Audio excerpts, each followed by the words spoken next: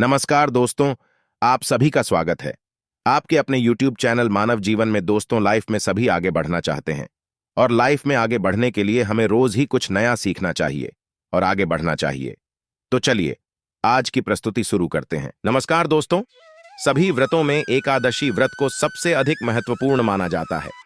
एकादशी का व्रत करने से मनुष्य के समस्त पापों का नाश होता है। आज हम षटतिला एकादशी का महात्म्य आपको सुनाएंगे।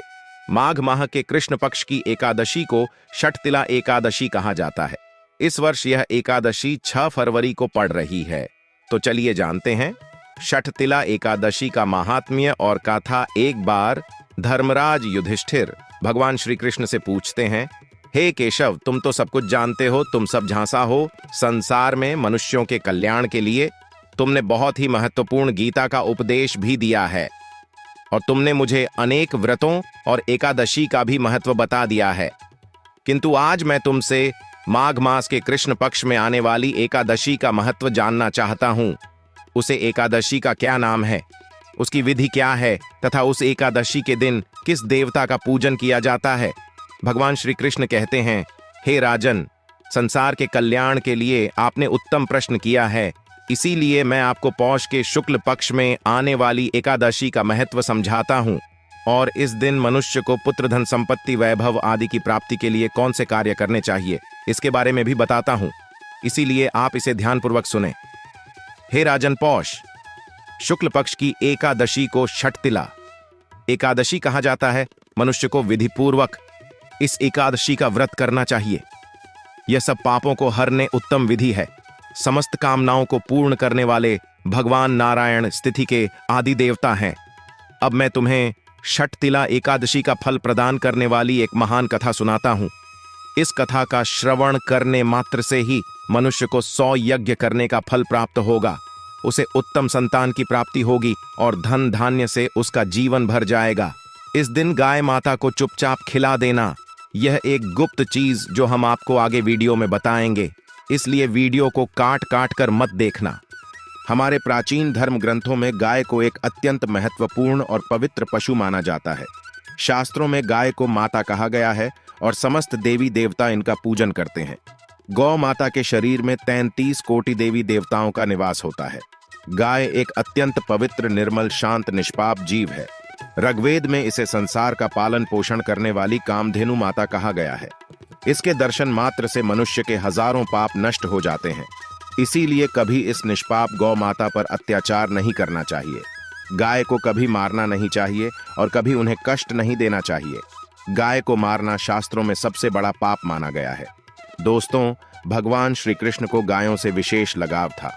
उन्हें गौ माता बहुत अधिक प्रिय थी। श्री कृष्ण के अनुसार गायों की सेवा करना ही सर्वश्रेष्ठ धर्म है। इससे बड़ा पुण्य का कार्य संसार में दूसरा कोई नहीं। कलयुग की भवशिवानी करते हुए भगवान श्री कृष्ण कहते हैं कि कलयुग में जब धर्म का लोप हो जाएगा तब मनुष्य गाय की सेवा नहीं करेंगे। मनुष्य केवल दूध के लिए ही गाय को पालेगा।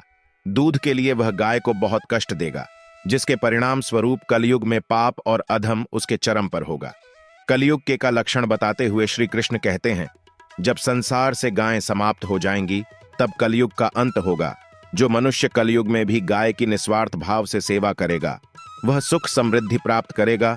जो स्त्री रसोई में बनी पहली रोटी गौमाता को खिलाएगी वह सदा सुहागिन और सौभाग्यशाली रहेगी। जो लोग अपने घर में गाय से प्राप्त पंचगव्य को भर में रखेगा उसके घर में कभी दुख दरिद्रता नहीं आएगी। दोस्तों, हमारे धर्म के सभी शास्त्रों में गाय की सेवा को ही सर्वश्रेष्ठ माना गया है। जो व्यक्ति प्रतिदिन किसी न किसी तरह से गौ माता की सेवा करता है वह सबसे अधिक पुण्यवान बन जाता है। गांव में तो मनुष्य को गाय की सेवा करने का अवसर प्राप्त होता है, लेकिन शहरों में गाय के दर्शन आसानी से नहीं हो पाते हैं। इसीलिए मनुष्य को गौशाला में जाकर गाय की सेवा करनी चाहिए अथवा गौशाला के लिए दान धर्म करने चाहिए। इसके अलावा आप अपने घर में ही गौ माता की मूर्ति रखकर उनकी पूजा जरूर करें। इससे भी माता कामधेनु का आशीर्वाद प्राप्त होता है। शास्त्रों में गौ माता को मां लक्ष्मी का रूप माना गया है। इसीलिए उनकी पूजा करने से दरिद्रता दूर होती है। प्राचीन काल से ही गौमाता की सेवा और संरक्षण करने की परंपरा चली आ रही है। कई ऋषि मुनि अपनी कुटिया में गायों का पालन करते थे तथा राजा महाराज गायों का दान करते थे। गायों के दान को सबसे बड़ा दान कहा गया है। गाय का दान करने से सभी जन्मों के पाप नष्ट हो जाते हैं और मनुष्य को मोक्ष की प्राप्ति होती है। आज हम आपको गौमाता के संबंध में बहुत ही महत्वपूर्ण बातें बताने जा रहे हैं। गाय की पूजा कैसे करनी चाहिए, गाय को कौन सी चीजें खिलाने से कौन सा फल मिलता है तथा गाय के किस अंग को स्पर्श करने से दरिद्रता दूर होती है आदि के बारे में हमारे शास्त्रों में बहुत ही महत्वपूर्ण ज्ञान दिया गया है। हमारी अत्यंत पूजनीय गौमाता के बारे में आप सभी को यह बातें अवश्य जान लेनी चाहिए। इससे आपके जीवन से सभी प्रकार के कष्ट दूर होंगे। दोस्तों, कई बार महिलाएं जाने अनजाने में गाय को कुछ चीजें खिला देती है, जिससे मां लक्ष्मी क्रोधित हो जाती है। शास्त्रों में कहा गया है कि ये चीजें गाय को कभी नहीं खिलानी चाहिए। इससे मनुष्य के जीवन में दुर्भाग्य आता है और उसे किसी भी कार्य में सफलता नहीं मिलती है। तो चलिए जान लेते हैं। गौ माता के विषय में महत्वपूर्ण नियम। सबसे पहली बात है दोस्तों, गौ माता के दर्शन करना बहुत शुभ होता है। शास्त्र कहते हैं रोज सुबह गाय के दर्शन होने से पुण्य की प्राप्ति होती है और सुबह गोबर के दर्शन होने से लक्ष्मी की प्राप्ति होती है। अगर किसी महत्वपूर्ण कार्य के लिए जा रहे हैं और अचानक ही गौ माता आपके रास्ते में आ जाती है तो वह कार्य निश्चित ही सफल हो जाता है। किसी भी यात्रा पर निकलते समय अगर गौ माता के दर्शन हो जाएं तो वह यात्रा सुखपूर्वक पूर्ण हो जाती है, इसमें संशय नहीं है। ज्योतिष शास्त्र के अनुसार कुंडली में यदि पितृदोष होता है तो अन्य उपायों के साथ साथ गौमाता को प्रतिदिन रोटी और घास खिलाने से लाभ होता है और पितृदोष से मुक्ति मिलती है। इसी तरह कुंडली में यदि शनि की 7.5 या महादशा है तो हर शनिवार और अमावस्या को काले रंग की गाय को घास या रोटी खिलाएं और उसकी पूजा करें। इससे शनि दोष कम होता है। गौमूत्र यानी कि गाय का मूत्र बहुत ही उपयोगी, पवित्र और स्वास्थ्य की दृष्टि से अत्यंत हितकारी होता है। आध्यात्मिक दृष्टि से तो गौमूत्र का महत्व है ही, साथ ही वैज्ञानिक और स्वास्थ्य की दृष्टि से भी गौमूत्र के बहुत से लाभ बताए गए हैं। गौमूत्र में बहुत से खनिज पदार्थ और स्वास्थ्य वर्धक तत्व होते हैं जो हमारे शरीर की शुद्धि करते हैं और बहुत से रोगों से भी बचाते हैं। साथ ही गौमूत्र छिड़कने से वातावरण में शुद्धता और पवित्रता व्याप्त हो जाती है। इसीलिए हमारे शास्त्रों में शरीर को निरोगी रखने के लिए प्रतिदिन गौमूत्र का सेवन करने तथा घर में गौमूत्र छिड़कने के लिए कहा गया है। कुंडली में शुक्र ग्रह की स्थिति को मजबूत करने के लिए ज्योतिष शास्त्र के अनुसार सुबह के भोजन में सबसे पहली रोटी निकालकर एक सफेद गाय को खिलाना शुभ माना जाता है। अगर आपकी कुंडली में बुध ग्रह कमजोर है या आपको किसी कारण इसके दुष्प्रभाव झेलने पड़ रहे हैं तो हर बुधवार के दिन गाय को हरा चारा खिलाना शुरू कर दें। इससे बोध से जुड़े दुष्प्रभाव दूर होंगे और आपको तमाम समस्याओं का हल मिल जाएगा। अगर कुंडली में मंगल दोष है जिसके कारण आपके जीवन में कई तरह की परेशानियां हैं तो लाल रंग की गाय की सेवा करें। मंगलवार के दिन गाय का पूजन करें और उसे गुड़ और चने आदि खिलाएं। बृहस्पति ग्रह को जीवन के सभी मांगलिक कार्यों का कारक माना जाता है। ऐसे में अगर किसी व्यक्ति के जीवन में विवाह आदि मांगलिक कार्यों में विघ्न निर्माण हो रहे हैं तो उन लोगों को कुंडली में बृहस्पति ग्रह की स्थिति को मजबूत करने के लिए रोटी पर गुड़ और चने रखकर गाय को खिला देना चाहिए। इससे आपको शुभ परिणाम प्राप्त होते हैं।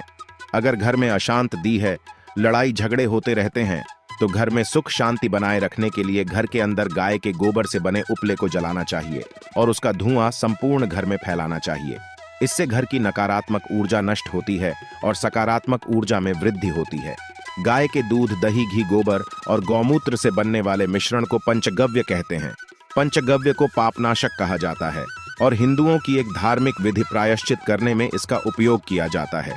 पंचगव्य को बनाने वाली सभी वस्तुएं अत्यंत उपयोगी होती हैं, जो स्वास्थ्य के लिए लाभदायक तो है ही, साथ ही औषधीय गुणों से भी भरपूर है। दोस्तों, अगर आपके द्वार पर माता आती है तो उसे बिना रोटी खिलाएं जाने मत देना, नहीं तो आपको दुर्भाग्य का सामना करना पड़ेगा। क्योंकि जिसके द्वार से गाय बिना कुछ प्राप्त किए लौट जाती है उसके घर से लक्ष्मी भी चली जाती है। प्रत्येक स्त्री को प्रतिदिन गाय के लिए एक रोटी बनानी चाहिए और प्रेम से गौ माता को खिलानी चाहिए। इससे गौ माता का आशीर्वाद प्राप्त होता है और मन की इच्छाएं पूर्ण होती हैं। कुछ लोग गौ माता को बासी भोजन अथवा जूठन खिला देते हैं। ये शास्त्र में पाप माना गया है। आप किसी अन्य पशु को खिला सकते हैं, लेकिन गाय को कभी जूठन नहीं खिलाना चाहिए। भूख लगने के कारण गौ माता उस अन्न को ग्रहण कर लेती है, लेकिन इसका पाप उस व्यक्ति को लगता है जो गौ माता को ऐसा बासी भोजन खिलाता है। गाय एक शाकाहारी और पवित्र पशु है। इसीलिए गाय के भोजन में कभी मांस, अंडे आदि चीजें नहीं डालनी चाहिए। ऐसा करने से महापाप लगता है। यदि आपकी कुंडली में चंद्र दोष है और जिसके कारण लगातार परेशानी उठानी पड़ रही है, तो आप यह एक उपाय जरूर करें। आप रोटी पर सफेद मक्खन, नमक और घी लगाकर गौ माता को खिला दें। यदि शनि दोष है तो आटे में थोड़े काले तिल मिलाकर रोटी बनाकर गौ माता को खिला दें।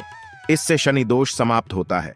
मंगल दोष को दूर करने के लिए रोटी पर हल्दी लगाकर गाय को खिलाना चाहिए। अगर घर में धन की समस्या है तो गुरुवार के दिन गाय को केले का फल खिलाना चाहिए। इससे दरिद्रता दूर होती है। दोस्तों, गौमाता की पीठ पर एक उभरा हुआ कुबड़ होता है। उस कुबड़ में सूर्य केतु नारी होती है। जब भी आपके द्वार पर गौमाता पधारे, आप इस कुबड़ को एक बार जरूर स्पर्श करें। इससे आपके जीवन से सभी दुखों का अंत होगा और धन संपत्ति की प्राप्ति होगी। शास्त्रों में कहा गया है, जो मनुष्य तन मन धन से गौ माता की सेवा करता है, वह मृत्यु के बाद वैतरणी नदी को गौ माता की पूंछ पकड़कर पार कर लेता है। उसकी अकाल मृत्यु नहीं होती है और उसे मोक्ष की प्राप्ति होती है। जिस व्यक्ति के भाग्य की रेखा सोई हुई है, अगर वह व्यक्ति अपनी हथेली पर रखकर गौ माता की जेब से जताता आता है, तो उसकी सोई हुई भाग्य रेखा खुल जाती है और उसका दुर्भाग्य सौभाग्य में परिवर्तित हो जाए आता है। तो दोस्तों, इस प्रकार से आप सभी गौ माता की सेवा जरूर करें। उम्मीद है आपको यह जानकारी अच्छी लगी होगी। आज के लिए बस इतना ही इस वीडियो में दी गई जानकारी। अगर आपको अच्छी लगी हो तो प्लीज हमारे चैनल मानव जीवन को सब्सक्राइब करें, लाइक करें और हमारे वीडियो में अंत तक बने रहने के लिए धन्यवाद।